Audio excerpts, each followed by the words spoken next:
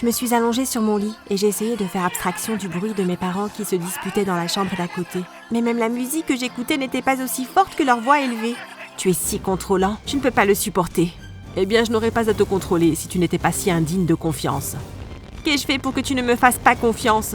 Où dois-je commencer ?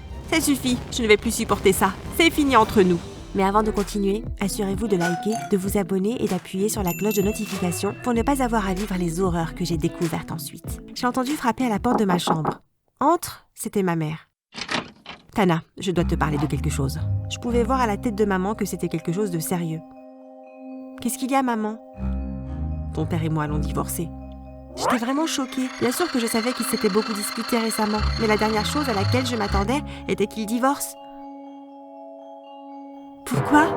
Nous ne nous sommes pas entendus récemment. Ce sera mieux pour nous tous à long terme. Le lendemain, mon père a déménagé. Je l'ai regardé par la fenêtre, faire sa valise et ses affaires dans la voiture. Ne t'inquiète pas, Tana.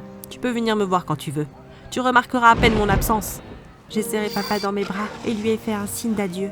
J'ai vu papa quelques fois au cours de la semaine suivante, mais ses appels se sont faits plus rares et les semaines ont passé sans qu'il veuille me voir. Il n'a pas fallu longtemps avant que nous n'ayons plus aucune relation du tout. C'était juste moi et ma mère. Maman ne gérait pas très bien le fait d'être seule. Elle avait toujours eu mon père et elle trouvait cela très difficile d'être seule. Si seulement elle pouvait trouver un petit ami. Je suis sûre qu'elle serait heureuse alors. Ce week-end, je suis allée au centre commercial avec quelques amis et c'est lorsque nous nous sommes arrêtés pour acheter une boisson à l'un des stands que j'ai discuté avec un gars vraiment sympa. Il avait à peu près l'âge de ma mère.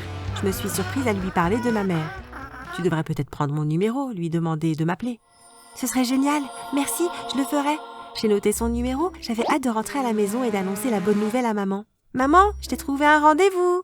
Je pensais que maman serait heureuse, mais au lieu de ça, elle était juste embarrassée. « Tana, c'est si embarrassant. Comment as-tu pu faire une telle chose ? Je pensais que tu serais heureuse. De toute façon, j'ai tout arrangé maintenant, alors tu dois y aller. » Maman ne voulait vraiment pas aller à ce rendez-vous, mais j'ai finalement réussi à la convaincre d'essayer. Je lui ai envoyé un message et j'ai organisé un rendez-vous avec maman le lendemain. Mais quand maman est revenue du rendez-vous, elle n'avait pas l'air très heureuse. « Comment c'était ? Horrible ! Mais penses-tu que tu pourrais m'aider à retrouver quelqu'un d'autre ? » « Bien sûr, maman. Je vais essayer de trouver quelqu'un qui te convienne mieux. » Je suis retournée au centre commercial et j'ai trouvé un tas de rendez-vous pour maman. Elle est allée à tous les rendez-vous, mais elle n'était heureuse avec aucun d'entre eux. Il était si ennuyeux. Il était vraiment égoïste. Ce n'est pas un gentleman. Elle avait toujours quelque chose de mauvais à dire sur chaque rendez-vous qu'elle avait. Ça a commencé à me taper sur les nerfs. Je pensais qu'elle était trop difficile. Tu peux m'aider à trouver un autre rendez-vous ? J'en avais assez de chercher des mecs pour maman et j'étais frustrée qu'elle ne semble jamais heureuse avec aucun d'entre eux. Peut-être que tu devrais essayer de trouver un gars toi-même. Alors tu pourras être heureuse avec le choix. Tana, tu ferais mieux de m'aider à trouver quelqu'un. Je fais tout pour toi. Tout ce que je demande, c'est que tu fasses une chose pour moi. C'est trop demandé ? Mais tu n'aimes jamais les gars que je te trouve. Tu ferais mieux de m'aider ou je vais te couper ton argent de poche et tu seras punie. Je n'avais pas d'autre choix que de faire ce qu'elle disait. Tous les jours après l'école, je devais aller directement au centre commercial et essayer de trouver un rendez-vous pour maman. Je me sentais vraiment malheureuse, surtout qu'elle n'est jamais restée avec aucun d'entre eux. Je n'arrivais pas à croire que ma propre mère m'utilisait pour avoir des mecs. Maman avait un rendez-vous différent chaque jour. Il s'agissait généralement d'un dîner en tête-à-tête. Ce qui permettait à maman d'avoir un repas gratuit alors que j'étais coincée à la maison tous les soirs à devoir préparer mon propre dîner. Un soir, j'étais assise dans la cuisine à manger mes nouilles instantanées quand j'ai commencé à me sentir vraiment en colère. Ce n'est pas juste, maman est sortie s'amuser à un autre rendez-vous pendant que je suis coincée ici. Et si je voulais sortir avec quelqu'un ? Plus j'y pensais, plus j'étais en colère. Je sais ce que je vais faire. Je vais faire une farce à maman. Je vais lui trouver un mec vraiment méchant comme Cavalier. Ça lui apprendra. J'ai cherché sur Internet et j'ai trouvé une société qui louait des acteurs. Je les ai contactés et j'ai fait en sorte que l'un de leurs acteurs aille à un rendez-vous avec maman et qu'il soit vraiment méchant avec elle. Peut-être que si elle a un mauvais rencard, elle arrêtera de me demander de trouver des mecs pour elle. Je me suis arrangée pour que l'acteur rencontre maman au parc. Je voulais voir quelle serait la réaction de maman à ce rendez-vous. Alors je l'ai suivi au parc et je me suis cachée derrière un buisson pour regarder. Je l'ai regardé se diriger vers le banc et s'asseoir à côté du gars assis là. Ils ont commencé à bavarder. Soudain, une bande de gars, tous habillés en noir, se sont arrêtés et ont attrapé maman. Ils m'ont jeté à l'arrière d'un van. J'ai couru hors de ma cachette et j'ai commencé à crier. Au secours! Au secours! Laissez-la tranquille! Mais il était trop tard. La camionnette est partie en trombe, me laissant sous le choc. Mon Dieu, que se passe-t-il? J'ai sorti mon téléphone et appelé l'acteur, mais il n'a pas répondu. A-t-il planifié cela depuis le début? Ça pourrait faire partie de l'acte pour donner à maman un mauvais rendez-vous? Un peu extrême, non? Je ne pouvais pas rester là sans rien faire. Et si maman était vraiment en danger?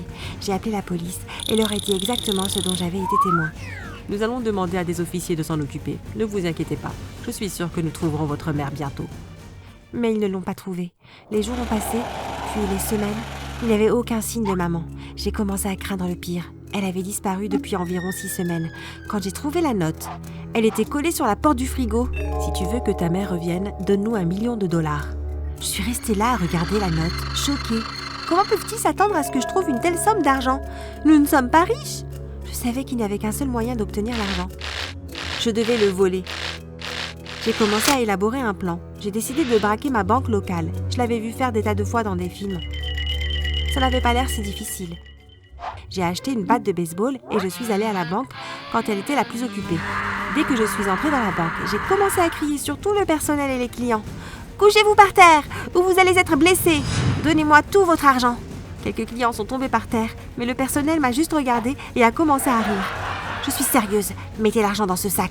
J'ai jeté mon sac à dos par-dessus le comptoir à l'un des employés, mais au lieu de mettre de l'argent dedans, elle a appuyé sur un bouton d'alarme et les portes se sont verrouillées automatiquement. 2 secondes plus tard, j'étais entourée de gardes armés. Lâche ta batte, tu viens avec nous. J'ai fait ce qu'ils m'ont dit. Il était inutile d'essayer de s'échapper. Il n'y avait pas d'issue.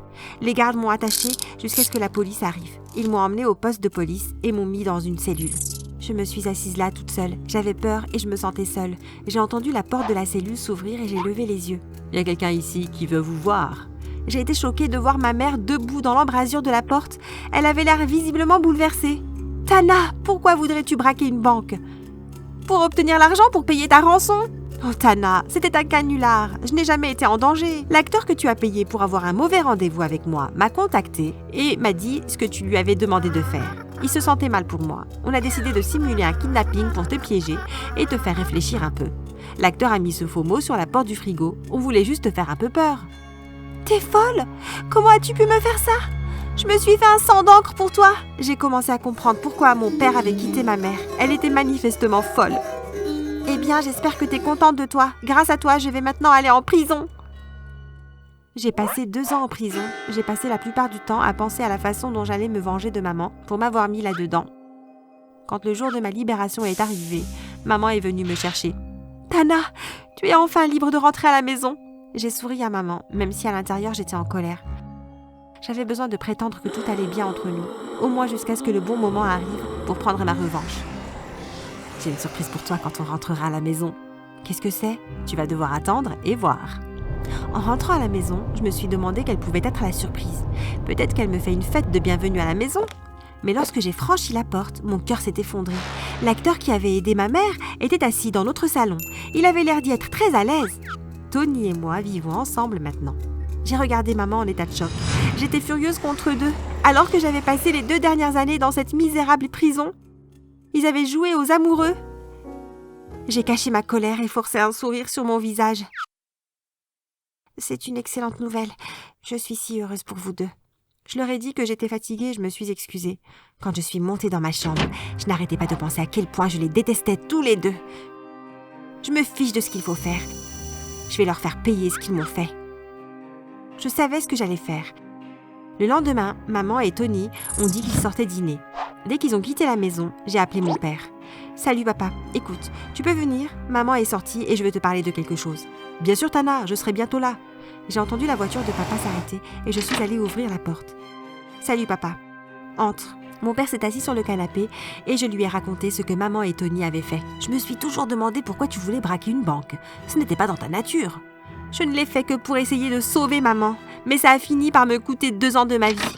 Soudain, la porte s'est ouverte et maman et Tony sont entrés. « Brian, que fais-tu ici ?» Je lui ai demandé de venir, je lui ai tout dit. Mon père a pris la batte de baseball et a traîné Tony en bas des escaliers et dans le sous-sol. Maman a commencé à crier et à me supplier. « S'il te plaît, Tana, tu dois dire à ton père d'arrêter. Ne le laisse pas faire du mal à Tony. Je ne dirai rien à papa. » Mais je croyais qu'on s'était pardonné. Je ne t'ai pas pardonné. Tu as ruiné ma vie.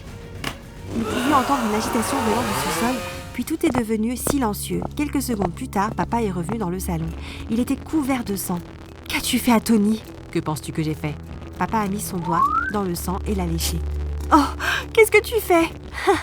C'est juste de la sauce tomate, maman. Papa a sorti Tony de la cave. Il avait l'air un peu secoué, mais sinon il allait bien. Papa a accepté de m'aider de te faire une farce pour se venger de toi. Maman ressemblait à un fantôme. Je pensais que tu l'avais tué. Bien sûr, on ne tue personne. Tu ne pensais pas que je risquerais de retourner en prison, n'est-ce pas ? Tu n'en vaux pas la peine. J'ai ramassé mon sac et pris mon manteau. Regarde-moi bien, car c'est la dernière fois que tu me vois. Que veux-tu dire ? Tu vas vivre avec ton père ? Quoi ? Lui ? Pas question. Je me suis retournée et j'ai regardé mon père, qui semblait lui aussi choqué. Tu ne voulais plus rien à faire avec moi après le divorce de maman et toi. C'était comme si je n'existais plus. Je ne veux vivre avec aucun d'entre vous. Je vais vivre toute seule. À plus. Je suis sortie de la maison et je n'ai jamais regardé en arrière.